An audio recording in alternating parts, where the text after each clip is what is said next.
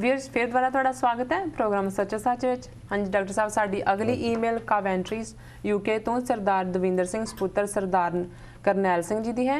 ਇਹ ਲਿਖਦੇ ਹਨ, ਡਾਕਟਰ ਸਾਹਿਬ ਵਾਹਿਗੁਰੂ ਜੀ ਕਾ ਖਾਲਸਾ ਵਾਹਿਗੁਰੂ ਜੀ ਕੀ ਫਤਿਹ।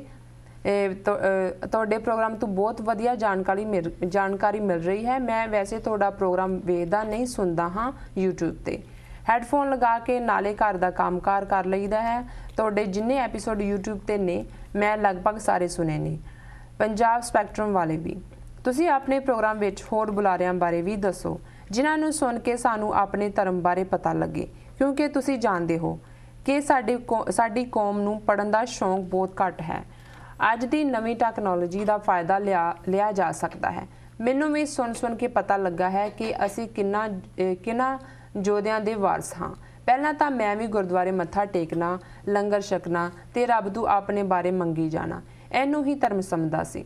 ਡਾਕਟਰ ਸਾਹਿਬ, ਮੇਰੇ 2 ਸਵਾਲ ਨੇ। ਪਹਿਲਾ, ਸੰਤ ਜਰਨੈਲ ਸਿੰਘ ਭਿੰਡਰਾਂ ਵਾਲੇ ਕਿਉਂ ਕਿਹਾ ਜਾਂਦਾ ਹੈ ਜਦੋਂ ਕਿ ਉਹ ਰੋਡੇ ਪਿੰਡ ਤੋਂ ਸੀ? ਕੀ ਇਹ ਉਹਨਾਂ ਦਾ ਸਰਨੇਮ ਸੀ? ਦੂਸਰਾ, ਭਾਰਤੀ ਮੀਡੀਆ ਵੱਲੋਂ ਇਹ ਕਿਹਾ ਜਾਂਦਾ ਹੈ ਕਿ ਸੰਤ ਭਿੰਡਰਾਂ ਵਾਲਿਆਂ ਨੇ ਜੂਨ 84 ਵਿੱਚ ਜੋ ਹਥਿਆਰ ਵਰਤੇ ਉਹ ਪਾਕਿਸਤਾਨ ਦੀ ISI ਵੱਲੋਂ ਸਪਾਂਸਰਡ ਸੀ, ਪਰ ਬੁਲਾਰਿਆਂ ਵੱਲੋਂ ਕਿਹਾ ਜਾਂਦਾ ਹੈ ਕਿ ਸੰਤ ਜੀ ਦੇਸੀ ਹਥਿਆਰਾਂ ਨਾਲ ਹੀ ਲੜੇ। ਕੀ ਪਾਕਿਸਤਾਨ ਨੇ ਘੱਲੂਘਾਰੇ ਤੋਂ ਪਹਿਲਾਂ ਜਾਂ ਬਾਅਦ ਵਿੱਚ ਸਾਡੀ ਕੋਈ ਮਦਦ ਕੀਤੀ? ਜਦੋਂ ਵੀ ਸਮਾਂ ਮਿਲੇ ਜਵਾਬ ਜ਼ਰੂਰ ਦੇਣਾ। ਪਲੀਜ਼ ਸਾਰੇ ਹੀ ਐਪੀਸੋਡ YouTube ਤੇ ਜ਼ਰੂਰ ਪਾ ਦਿਆ ਕਰੋ। ਇੰਨਾ ਵਧੀਆ ਪ੍ਰੋਗਰਾਮ ਸ਼ੁਰੂ ਕਰਨ ਦਾ ਬਹੁਤ ਬਹੁਤ ਧੰਨਵਾਦ। ਰੱਬ ਤੁਹਾਨੂੰ ਹਮੇਸ਼ਾ ਚੜ੍ਹਦੀ ਕਲਾ ਬਖਸ਼ੇ। ਸਭ ਤੋਂ ਪਹਿਲਾਂ ਤਾਂ ਵੀਰ ਦਵਿੰਦਰ ਸਿੰਘ ਜੀ ਸਪੁੱਤਰ ਸਰਦਾਰ ਕਰਨੈਲ ਸਿੰਘ ਜੀ ਦਾ ਜੀ ਬਹੁਤ ਬਹੁਤ ਧੰਨਵਾਦ। ਇਹ ਗੱਲ ਮੈਨੂੰ ਬਹੁਤ ਚੰਗੀ ਲੱਗੀ ਜੀ ਕਿ ਉਹਨਾਂ ਨੇ ਆਪਣਾ ਨਾਂ ਲਿਖ ਕੇ ਆਪਣੇ ਪਿਤਾ ਜੀ ਦਾ ਨਾਂ ਵੀ ਲਿਖਿਆ ਜੀ। ਹੁਣ ਬਹੁਤ ਵਾਰ ਹੁੰਦਾ ਹੈ ਵੀ ਅਸੀਂ ਆਪਣੀ ਗੱਲ ਕਰਨ ਲਈ ਆਪਣਾ ਨਾਂ ਲਿਖਦੇ ਹਾਂ ਜੀ ਜੀ। ਸੋ ਇਹਦੇ ਤੋਂ ਇੱਕ ਗੱਲ ਜ਼ਾਹਰ ਹੈ ਕਿ ਉਹ ਆਪਣੇ ਪਿਤਾ ਜੀ ਨੂੰ ਕਿੰਨਾ ਪਿਆਰ ਕਰਦੇ ਨੇ ਔਰ ਉਹਨਾਂ ਦੇ ਮਨ 'ਚ ਕਿੰਨਾ ਸਤਿਕਾਰ ਹੈ ਜੀ। ਉਹ ਬੇਸ਼ੱਕ ਆਪ ਨਾ ਲਿਖ ਸਕਣ ਦੇ ਸਮਰੱਥ ਹੋਣਗੇ ਜਾਂ ਨਾ ਪੜ੍ਹੇ ਲਿਖੇ ਹੋਣਗੇ, ਪਰ ਇਹਦੇ ਬਾਵਜੂਦ ਇਹਨਾਂ ਨੇ ਉਹਨਾਂ ਨੂੰ ਕ੍ਰੈਡਿਟ ਦਿੱਤਾ। ਔਰ ਮੈਂ ਸਮਝਦਾ ਹਾਂ ਵੀ ਸਾਨੂੰ ਇਹੀ ਸਾਡੀ ਪਹੁੰਚ ਆਪਣੇ ਮਾਤਾ ਪਿਤਾ ਪ੍ਰਤੀ ਹੋਣੀ ਚਾਹੀਦੀ ਹੈ ਜੀ, ਕਿਉਂਕਿ ਉਹਨਾਂ ਨੇ ਅਖੀਰ 'ਚ ਲਾਈਨ ਲਿਖੀ ਸੀ ਕਿ ਜਦੋਂ ਤੁਹਾਨੂੰ ਵਕਤ ਮਿਲਿਆ ਉਦੋਂ ਜਵਾਬ ਦੇਣਾ। ਸੋ ਇਹ ਇਹਨਾਂ ਦੀ ਈਮੇਲ ਆਈ ਨੂੰ ਤਾਂ 5-6 ਦਿਨ ਹੋ ਗਏ, ਪਰ ਕਿਉਂਕਿ ਦੂਸਰੀਆਂ ਈਮੇਲਸ ਨੂੰ ਅਸੀਂ ਡਿਸਕਸ ਕਰਦੇ ਰਹੇ, ਮੈਂ ਕਿਹਾ ਕਿ ਵੀ ਵੀਰ ਦਵਿੰਦਰ ਸਿੰਘ ਸਬਰ ਵਾਲੇ ਨੇ, ਇੰਤਜ਼ਾਰ ਕਰ ਲੈਣਗੇ। ਸੋ ਅੱਜ ਅਸੀਂ ਇਹਨਾਂ ਦੀ ਈਮੇਲ ਪਿਕ ਕੀਤੀ ਹੈ ਵਿਚਾਰ ਦੇ ਲਈ।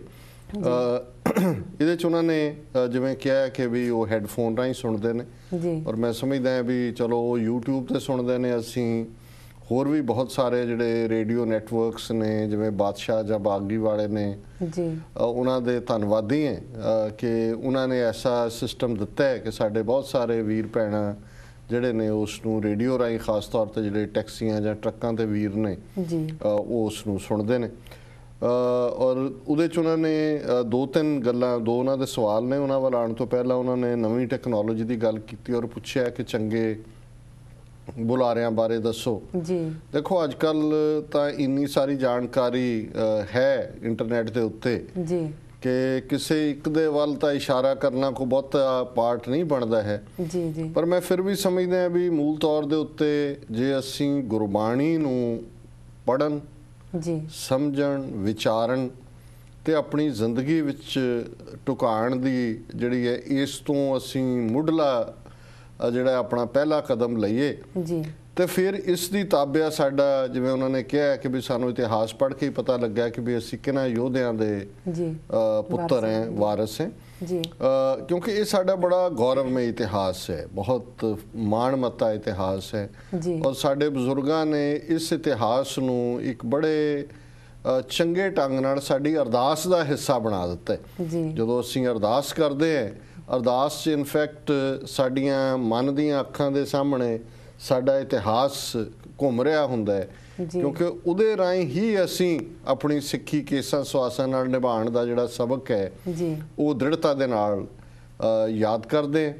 ਔਰ ਬਹੁਤ ਸਾਰੀਆਂ ਲਿਖਤਾਂ ਜਿਹੜੀਆਂ ਨੇ, ਔਰ ਮੈਂ ਇਹਦੇ 'ਚ ਇਹ ਵੀ ਦੇਖਦਾ ਵੀ ਬੇਸ਼ੱਕ ਨਵੀਂ ਟੈਕਨੋਲੋਜੀ ਨੇ ਬਹੁਤ ਕੁਝ ਆਸਾਨ ਬਣਾ ਦਿੱਤਾ ਹੈ, ਜਿਹਨੂੰ ਕਹਿੰਦੇ ਨੇ 1 ਬਟਨ ਅਵੇ, ਪਰ ਫਿਰ ਵੀ ਪੜ੍ਹਨ ਦਾ, ਕਿਤਾਬਾਂ ਪੜ੍ਹਨ ਦਾ ਜਾਂ ਉਸ ਤਰੀਕੇ ਦੇ ਨਾਲ ਗਿਆਨ ਲੈਣ ਦਾ ਅਜੇ ਕੋਈ ਸਬਸਟੀਚਿਊਟ ਨਹੀਂ ਹੈ। ਇਹ ਬਹੁਤ ਸਾਰੀ ਜਾਣਕਾਰੀ ਸੁਣੀ ਸੁਣਾਈ ਨਿਕਲ ਵੀ ਜਾਂਦੀ ਹੈ ਕੁਇਕਲੀ, ਪਰ ਜਦੋਂ ਤੁਸੀਂ ਗੰਭੀਰਤਾ ਦੇ ਨਾਲ ਜਿਹੜੇ ਸਾਡੇ ਇਤਿਹਾਸ ਦੇ ਸੋਮੇ ਨੇ, ਜਿੱਥੋਂ ਅਸੀਂ ਸ਼ੁਰੂ ਕਰਦੇ ਹਾਂ, ਭਾਵੇਂ ਉਹ ਭਾਈ ਰਤਨ ਸਿੰਘ ਭੰਗੂ ਦਾ ਪ੍ਰਾਚੀਨ ਪੰਥ ਪ੍ਰਕਾਸ਼ ਹੈ, ਫਿਰ ਅਸੀਂ ਸਾਰੇ 20ਵੀਂ ਸਦੀ ਤੱਕ ਆਉਂਦੇ ਹਾਂ, ਭਾਈ ਸਾਹਿਬ ਭਾਈ ਕਾਨ ਸਿੰਘ ਨਾਭਾ, ਭਾਈ ਵੀਰ ਸਿੰਘ ਜੀ, ਭਾਈ ਰਣਧੀਰ ਸਿੰਘ ਜੀ, ਅਕਾਲੀ ਕੌਰ ਸਿੰਘ ਨਿਹੰਗ, ਉਹਨਾਂ ਜਿਹਨਾਂ ਨੇ ਗੁਰਬਾਣੀ ਦਾ ਤੁਕ ਤਤਕਰਾ ਲਿਖਿਆ, ਇਹ ਸਾਰੇ ਸਾਡੇ ਪ੍ਰਾਈਡ ਨੇ। ਔਰ ਇਹਦੇ 'ਚ ਹੋਰ ਵੀ ਬਹੁਤ ਸਾਰਿਆਂ ਨੇ ਕੰਮ ਕੀਤੇ ਨੇ ਅਜੋਕੇ ਸਮੇਂ 'ਚ।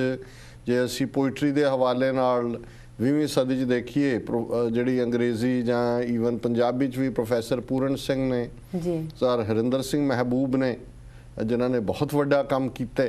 ਉਹਨਾਂ ਦਾ ਸਹਿਜੇ ਰਚਿਓ ਖਾਲਸਾ, ਉਹਨਾਂ ਦੀ ਇਲਾਹੀ ਨਦਰ ਦੇ ਪੈਂਡੇ, ਔਰ ਇਹ ਸਾਰਾ ਜਿਹੜਾ ਕੰਮ ਹੈ ਇਹ ਬਹੁਤ ਉੱਚ ਪਾਇਦ ਹੈ। ਸੋ ਮੈਂ ਸਮਝਦਾ ਵੀ ਪੜ੍ਹਨ ਦਾ ਸ਼ੌਕ ਵੀ ਸਾਨੂੰ ਪਾਉਣਾ ਚਾਹੀਦਾ ਜੀ। ਸਰ ਕਪੂਰ ਸਿੰਘ, ਜਿਨ੍ਹਾਂ ਨੇ 20ਵੀਂ ਸਦੀ ਦੇ ਵਿੱਚ ਬਹੁਤ ਉੱਚ ਪਾਏ ਦੀ ਫਿਲਾਸਫੀ ਪੂਰਬ ਔਰ ਪੱਛਮ ਦੇ ਸੁਮੇਲ ਵਾਲੀ ਦਿੱਤੀ ਹੈ।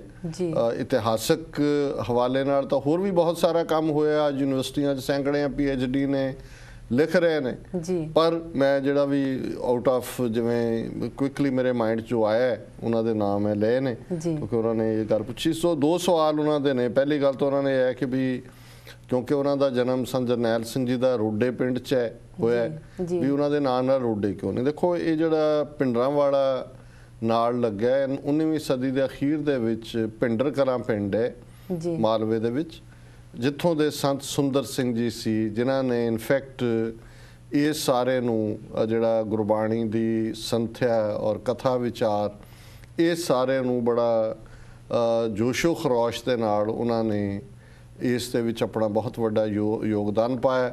ਸੋ ਉਹਨਾਂ ਨੂੰ ਜਿਹੜਾ ਸੰਤ ਗਿਆਨੀ ਸੁੰਦਰ ਸਿੰਘ ਜੀ ਪਿੰਡਰ ਕਲਾਂ, ਕਿਉਂਕਿ ਪਿੰਡ ਕਲਾਂ ਲੰਬਾ ਹੈ, ਸੋ ਉਸ ਤੋਂ ਫਿਰ ਪਿੰਡਰਾਂ ਕਹਿਣ ਲੱਗ ਗਏ, ਛੋਟਾ ਵਰਡ ਨਹੀਂ ਪਿੰਡਰਾਂ। ਔਰ ਇਹੀ ਕਿਉਂਕਿ ਉਹਨਾਂ ਤੋਂ ਬਾਅਦ ਸੰਤ ਗਿਆਨੀ ਗੁਰਬਚਨ ਸਿੰਘ ਜੀ ਖਾਲਸਾ, ਭਾਵੇਂ ਸ਼ਾਇਦ ਉਹਨਾਂ ਦਾ ਪਿੰਡ ਤਾਂ ਅਖਾੜਾ ਸੀ, ਮੈਂ ਸ਼ੋਰ ਨਹੀਂ ਹੈ, ਪਰ ਉਹਨਾਂ ਦੇ ਨਾਂ ਨਾਲ ਵੀ ਕਿਉਂਕਿ ਸੰਤ ਸੁੰਦਰ ਸਿੰਘ ਜੀ ਨੇ ਉਹ ਸਾਰਾ ਬੇਸ ਪੈਦਾ ਕੀਤਾ ਪ੍ਰਚਾਰ ਦਾ। ਮਾਲਵਾ ਬੈਲਟ ਦੇ ਵਿੱਚ ਫਿਰ ਦੂਰ ਦੁਰਾਡੇ ਇਹ ਸਾਰੀ ਇੱਕ ਸਿੱਖਾਂ ਦੀ ਮੂਵਿੰਗ ਯੂਨੀਵਰਸਿਟੀ ਕਰਕੇ ਜਾਣੀ ਜਾਂਦੀ ਹੈ ਕਿ ਇਹ ਘੁੰਮ ਫਿਰ ਕੇ ਪ੍ਰਚਾਰ ਕਰਦੇ ਨੇ, ਨਾਲ ਲਗਾਤਾਰਤਾ ਦੇ ਜਿਹੜੇ ਵਿਦਿਆਰਥੀ ਨੇ ਉਹਨਾਂ ਨੂੰ ਗੁਰਬਾਣੀ ਦੀ ਸੰਥਿਆ ਜਿਹੜੀ ਉਹ ਜਾਰੀ ਰਹਿੰਦੀ ਹੈ। ਸੋ ਗਿਆਨੀ ਗੁਰਬਚਨ ਸਿੰਘ ਜੀ ਖਾਲਸਾ ਦੇ ਨਾਲ ਵੀ ਫਿਰ ਪਿੰਡਰਾਂ ਵਾਲਾ ਸ਼ਬਦ ਲੱਗਾ, ਕਿਉਂਕਿ ਸੰਤ ਸੁੰਦਰ ਸਿੰਘ ਜੀ ਤੋਂ ਹੀ ਉਹਨਾਂ ਨੇ ਅੱਗੋਂ ਸੇਵਾ ਲਈ।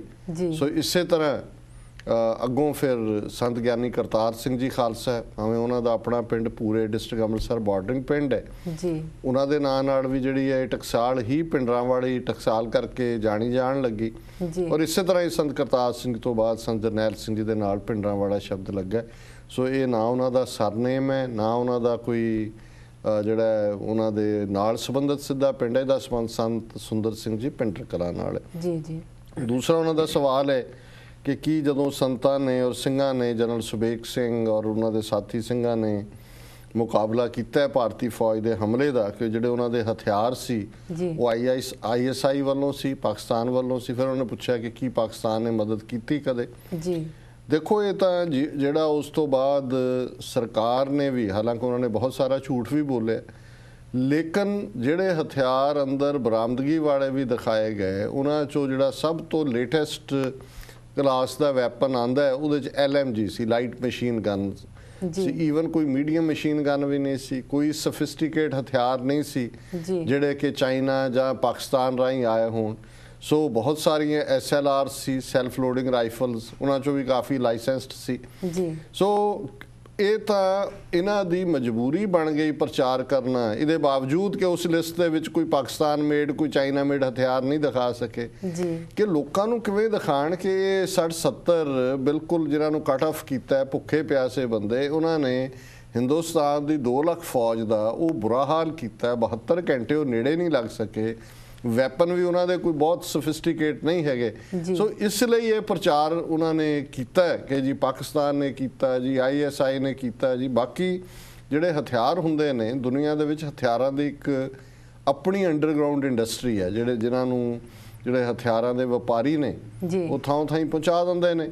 ਉੱਥੋਂ ਵਿਕਦੇ ਨੇ, ਉਹ ਤੁਸੀਂ ਜਿਹੜੇ ਮਰਜ਼ੀ ਜਿਸ ਥਾਂ ਤੇ ਬੈਠੇ ਹੋ ਉਹਨਾਂ ਨੂੰ ਪੈਸੇ ਚਾਹੀਦੇ ਨੇ, ਉਹ ਤੁਹਾਡੇ ਘਰ ਆ ਕੇ ਡਿਲੀਵਰ ਕਰ ਦੇਣਗੇ।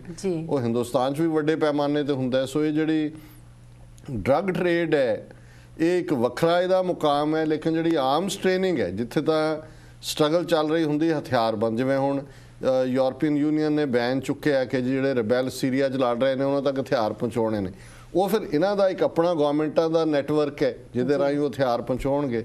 ਪਰ ਜਿਹੜੇ ਓਪਨ ਮਾਰਕੀਟ ਦੇ ਵਿੱਚ ਵਿਕਦੇ ਨੇ ਉਹਨਾਂ ਦਾ ਇੱਕ ਆਪਣਾ ਨੈਟਵਰਕ ਹੈ। ਸੋ ਇਹ ਬਿਲਕੁਲ ਫਾਲਸ ਪ੍ਰੋਪੇਗੈਂਡਾ ਹੈ ਕਿ ਇਹਨਾਂ ਨੇ ਕੋਈ ਉਹਨਾਂ ਦੀ ਜਿਹੜੇ ਹਥਿਆਰ ਦਿੱਤੇ। ਹਥਿਆਰ ਤਾਂ ਮਿਲ ਜਾਂਦੇ ਨੇ ਜਿੱਥੋਂ ਮਰਜ਼ੀ ਤੁਸੀਂ ਲੈ ਲਓ। ਸੋ ਉਹਨਾਂ ਨੇ ਆਪਣੀ ਸਿੱਖੀ ਸਪਿਰਿਟ ਦੇ ਨਾਲ ਔਰ ਇਸ ਅਰਦਾਸ ਦੇ ਨਾਲ ਕਿ ਭਾਈ ਅਸੀਂ ਅਖੀਰਲੇ ਸਾਹ ਤੱਕ ਲੜਨਾ ਹੈ, ਉਹਨਾਂ ਨੇ ਅਕਾਲ ਤਖਤ ਸਾਹਿਬ ਨੂੰ ਡਿਫੈਂਡ ਕੀਤਾ ਜੀ। ਬਾਕੀ ਪਾਕਿਸਤਾਨ ਨੇ ਕਿਸੇ ਤਰ੍ਹਾਂ ਦੀ ਮਦਦ ਕੀਤੀ ਕਿ ਨਹੀਂ ਕੀਤੀ ਉਹ ਤੁਹਾਡੇ ਸਾਹਮਣੇ ਹੀ ਹੈ। ਜੇ ਮਦਦ ਕੀਤੀ ਹੁੰਦੀ ਫਿਰ ਨਤੀਜੇ ਹੋਰ ਹੁੰਦੇ ਸਾਰੀ ਗੱਲ ਦੇ, ਕਿਉਂਕਿ ਪਾਕਿਸਤਾਨ ਨੂੰ ਵੀ ਇੰਨਾ ਕੁ ਡਰਾ ਦਿੱਤਾ ਗਿਆ ਉਸ ਸਾਰੇ ਦੌਰ ਦੇ ਵਿੱਚ ਕਿ ਇੰਡੀਆ ਆਲਮੋਸਟ ਵਾਰ ਤੇ ਜਾਣ ਲਈ ਤਿਆਰ ਸੀ ਪਾਕਿਸਤਾਨ ਦੇ ਨਾਲ ਵੀ ਅਸੀਂ ਜੰਗ ਕਰਨੀ ਹੈ। ਔਰ ਉਸ ਵੇਲੇ ਇੰਦਰਾ ਗਾਂਧੀ ਦੇ ਮਾਰੇ ਜਾਣ ਤੋਂ ਪਹਿਲਾਂ ਇਹ ਆਮ ਗੱਲ ਸੀ ਕਿ ਸੋਵੀਅਤ ਯੂਨੀਅਨ ਦਾ ਵੀ ਦਬਾਅ ਹੈ ਕਿ ਪਾਕਿਸਤਾਨ ਦੇ ਉੱਤੇ ਹਮਲਾ ਕਰੋ। ਸੋ ਉਦੋਂ ਪਾਕਿਸਤਾਨ ਨਿਊਕਲੀਅਰ ਪਾਵਰ ਨਹੀਂ ਸੀ, ਨਿਊਕਲੀਅਰ 1998 ਦੇ ਵਿੱਚ ਬਣਿਆ। ਸੋ ਪਾਕਿਸਤਾਨ ਇਹ ਰਿਸਕ ਵੀ ਨਹੀਂ ਸੀ, ਹਾਲਾਂਕਿ ਇਹ ਨਹੀਂ ਹੈ ਪਾਕਿਸਤਾਨ ਦੇ ਵਿੱਚ ਵੀ ਬਦਲਾ ਹੈ ਮਨ ਦੇ ਵਿੱਚ ਕਿ ਭਈ ਹਿੰਦੁਸਤਾਨ ਨੇ ਫੌਜ ਭੇਜ ਕੇ ਬੰਗਾਲ ਅੱਡ ਕੀਤਾ, ਬੰਗਲਾਦੇਸ਼ ਬਣਾਇਆ। ਉਹ ਤਾਂ ਦੇਸ਼ ਹੁੰਦੇ ਨੇ ਜਿਵੇਂ ਗੁਆਂਢੀ ਲੱਗਦੇ ਨੇ ਇੱਕ ਦੂਜੇ ਨਾਲ, ਉਹਨਾਂ ਨੂੰ ਵੀ ਇਹ ਜ਼ਰੂਰ ਹੋਏਗਾ ਜਾਂ ਹੋਣਾ ਚਾਹੀਦਾ ਕਿਉਂ ਨਾ ਹੋਏ। ਲੇਕਿਨ ਉਹਨਾਂ ਨੇ ਕਦੇ ਵੀ ਖੁੱਲ੍ਹ ਕੇ ਉਹਨਾਂ ਨੇ ਤਾਂ ਮਦਦ ਤਾਂ ਕੀ ਕਰਨੀ ਸੀ, ਉਹਨਾਂ ਨੇ ਕਦੇ ਕਿਸੇ ਨੂੰ ਅਸਾਈਲਮ ਵੀ ਨਹੀਂ ਦਿੱਤੀ ਹੈ। ਜਿਨ੍ਹਾਂ ਨੇ ਜਿਹੜੇ ਕਦੇ ਜਹਾਜ਼ ਲੈ ਕੇ ਗਏ ਉਡਾ ਕੇ ਅਗਵਾ ਕਰਕੇ, ਉਹਨਾਂ ਨੂੰ ਵੀ ਉਹਨਾਂ ਨੇ ਉਮਰ ਕੈਦਾਂ ਦੇ ਦਿੱਤੀਆਂ, 14-14 ਸਾਲ ਉਹਨਾਂ ਨੇ ਜੇਲ੍ਹਾਂ 'ਚ ਕੱਟੀਆਂ। ਉਹ ਤੋਂ ਬਾਹਰ ਨਿਕਲ ਕੇ ਵੀ ਉਹਨਾਂ ਨੇ ਉਹ ਚੋਰੀ ਛਿਪੇ ਕੋਈ ਰਹਿੰਦਾ ਹੋਏ ਤਾਂ ਪਤਾ ਨਹੀਂ, ਉਹਨਾਂ ਨੇ ਉੱਥੇ ਸੈਟਲ ਨਹੀਂ ਹੋਣ ਦਿੱਤਾ। ਸੋ ਟ੍ਰੇਨਿੰਗ, ਹਾਂ ਜੇ ਪਾਕਿਸਤਾਨ ਟ੍ਰੇਨਿੰਗ ਜਾਂ ਹਥਿਆਰ ਜਾਂ ਦੂਜਾ ਦਿੰਦਾ ਫਿਰ ਤੁਸੀਂ ਮੁਕਾਬਲਾ ਕਰ ਲੈਂਦੇ ਸਿੱਖਾਂ ਦਾ, ਫਿਰ ਪਤਾ ਲੱਗ ਜਾਂਦਾ ਵੀ ਕਿਸ ਭਾਅ ਵਿਕਦਾ।